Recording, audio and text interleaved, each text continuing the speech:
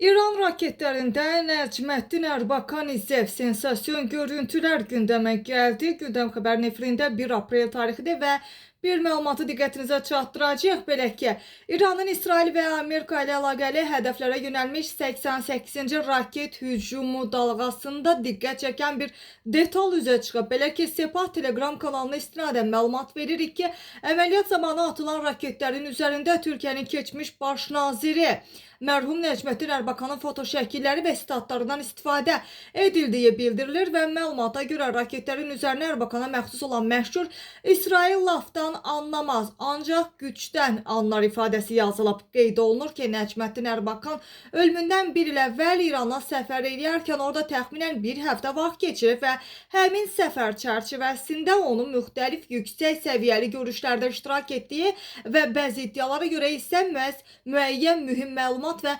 materialları tərəfdaşları ilə bölüşdüyü də qeyd olunur.